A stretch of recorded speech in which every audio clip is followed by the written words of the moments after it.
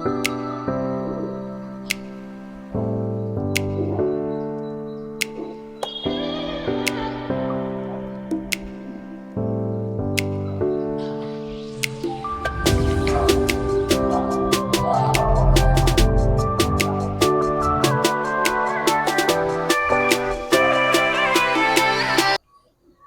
है chapter 9।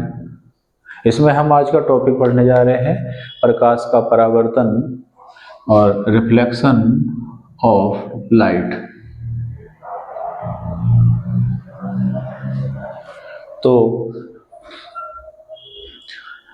With activity हम इसे समझेंगे, सीखेंगे कि प्रकाश का परावर्तन क्या होता है। तो ये कोई स्मूथ सरफेस है, जैसे मुंह देखने का शीशा चिकना पृष्ठ होता है और इसमें एक तरफ से पॉलिश हो रखी होती है लेड ऑक्साइड की। ये पॉलिश हो रखी है,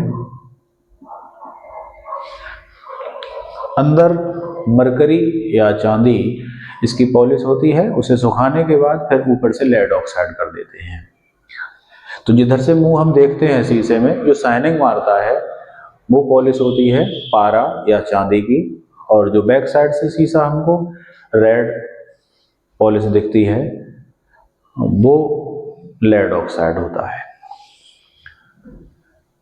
तो प्रकाश का परावर्तन है क्या, पहले इसको डेली घटनाओं से समझकर देखते हैं। कहीं हम तालाब या अन्य किसी स्थान पर जल भरा हुआ हो, उसके पास से निकल रहे हो और दोपहर का समय हो रहा हो, तो सूर्य की उस पर जो लाइट गिरेगी वो हमारी आंखों पर पानी से चमक आती है, एक शाइनिंग आती है, वो क्या है, रिफ्लेक्शन।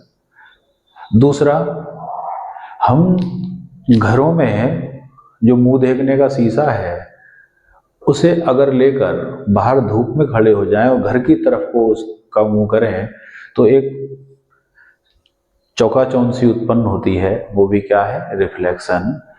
और तीसरा, अक्सर हमने देखा है कि कोई स्टूडेंट क्लास में घड़ी बांधे हुए है, दोपहर का टाइम हो रहा है, कहीं ना कहीं से क्लास में धूप आ रही है और वो धूप उसकी घड़ी पर गिर रही है, तो घड़ी से एक फोकस कमरे में लगेगा, वो भी क्या है, रिफ्लेक्शन है। तो आखिर इसको डिफाइन कैसे किया जाए वो देखते हैं।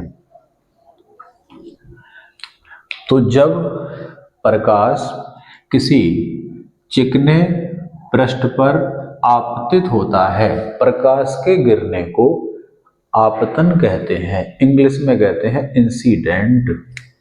फॉल माने गिरना, इंसिडेंट माने गिरना।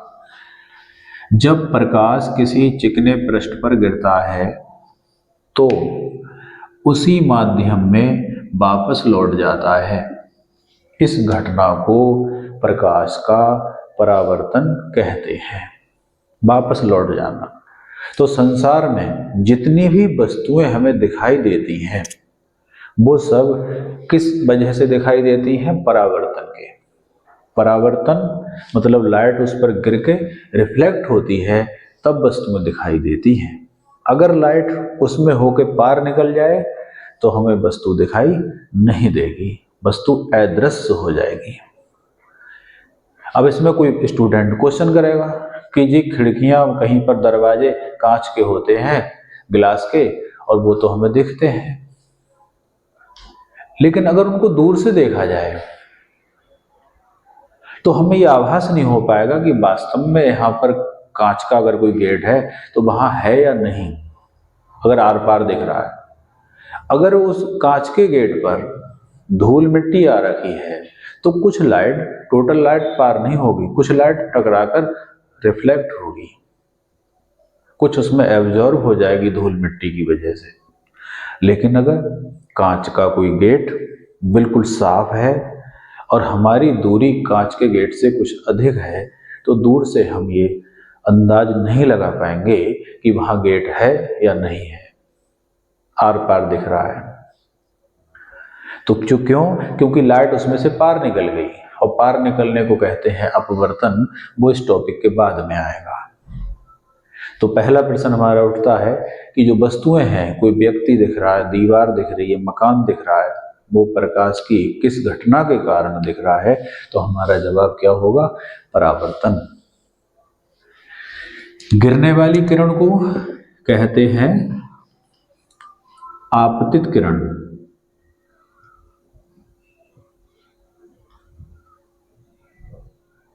और जो टकरा के वापस गई वो कहलाएगी परावर्तित किरण। इंग्लिश में से कहेंगे इंसिडेंट रे, इसे कहेंगे रिफ्लेक्टेड रे। ये कहलाएगी इंसिडेंट रे और ये कहलाएगी रिफ्लेक्टेड रे। ये कहलाएगा दर्पण स्मूथ सरफेस। इसे इंग्लिश मीडियम के बच्चे भी समझ सकते हैं उनकी भाषा के आधार पर। इस पॉइंट पर अगर मैं एक परपेंडिकुलर ड्रॉ कर दूं तो ये कहलाएगा नॉर्मल टू द सरफेस, और फिर इधर का एंगल आई, इधर का एंगल आर। जिस एंगल पर ये टॉर्च गिरेगी, प्रकाश गिरेगा, उसी एंगल पर वापस होगा। अगर मैं यहां से इस लाइट को नीचे कर दूं, ये एंगल बढ़ा दूं, यहां से ये एंगल बढ़ा दूं अगर, तो वो एंगल भी बढ़ता चला जाएगा। इस तरीके से ये एंगल इतना है, अगर हम इसे बढ़ाते हैं तो ये एंगल भी बढ़ेगा। ये परावर्तन का नियम है, लॉ ऑफ रिफ्लेक्शन है। तो परावर्तन की डिफाइन बोर्ड एग्जाम में पूछी नहीं जाती है, पूछे जा सकते हैं नियम, लेकिन पता हो कि क्या होती है परावर्तन है क्या। जब प्रकाश की किरण किसी चिकने सतह पर गिरती है तो उसी माध्यम में वापस लौट जाती है, इस घटना को प्रकाश का परावर्तन कहते हैं। हम एक एक्टिविटी से इसको बताना चाह रहे हैं। मेरे हाथ में एक ये शीशा है, समतल दर्पण है, प्लेन है, लेजर लाइट है, इससे मैं करके दिखा रहा हूं। तो यहां लाइट कम करके,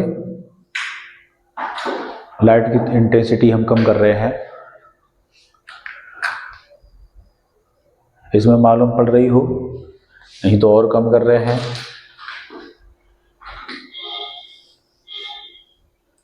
यह इस तरह से, तो ये जो रे है, ये वाली, ये है आपतित किरण, ये वाली, ये है परावर्तित किरण, इंसिडेंट रे, और वो है रिफ्लेक्टेड रे। तो ये यहाँ क्या हो रहा है, यहाँ प्रकाश का परावर्तन हो रहा है। अगर मैं इस किरण को थोड़ा एंगल बढ़ाऊं तो उसका भी एंगल बढ़ता जाएगा। यहां देखिए, इस समय इनका एंगल कम है, आई और आर कम है।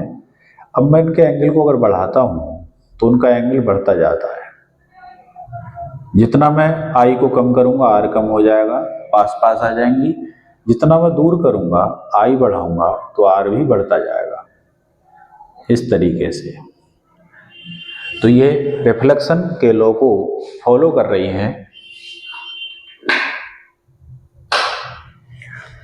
ये परावर्तन का नियम जो होता है उसका पालन कर रही थी रे।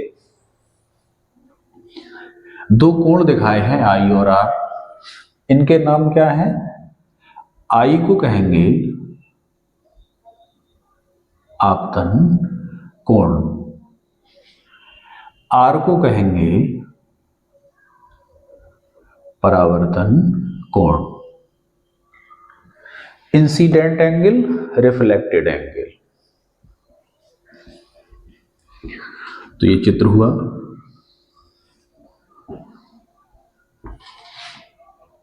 अब हम नेक्स्ट टॉपिक पढ़ने जा रहे हैं, परावर्तन के नियम। इंग्लिश क्या हो जाएगी? Law of reflection.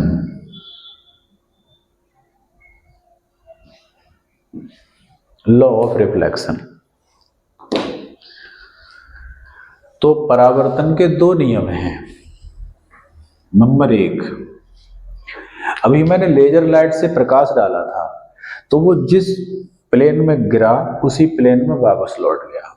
बोर्ड के समांतर ही गिरा ऐसे और बोर्ड के समांतर ही लौटा। ऐसा नहीं हुआ कि बोर्ड के समांतर मैंने लाइट गिराई और वो इधर को चला गया हो। तो ये दोनों रे सेम प्लेन में है, एक ही तल में है। दीवार के किनारे से मैं लाइट डालूंगा तो किनारे किनारे ही जाएगी। तो पहला नियम है कि आपतित किरण, परावर्तित किरण और ये अभिलंब, ये नॉर्मल कहलाता है हिंदी में अभिलंब, तीनों एक ही तल में होते हैं। तीनों एक ही तल में होते हैं, इस तरह से होते हैं। लेजर लाइट इधर से गिर रही थी, ये वापस जा रही थी, ये नॉर्मल है, तो तीनों एक ही तल में होंगे। तल चेंज कब होगा? तल को इंग्लिश में कहते हैं plane. Incident ray, reflected ray and normal lie in same plane, ये इंग्लिश में हो गया।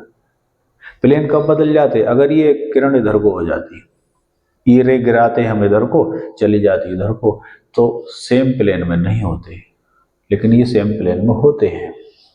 ये इनका नेचुरल गुण है। तो पहला पॉइंट हो गया, इसे मैं लिख दे रहा हूं।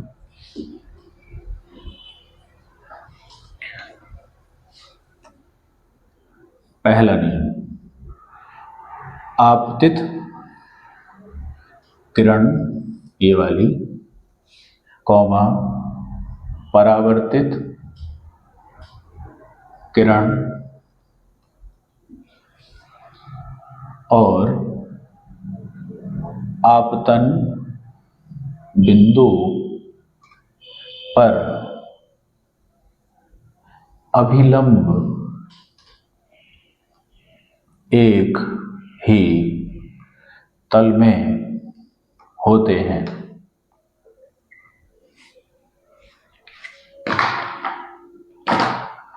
Point number 2,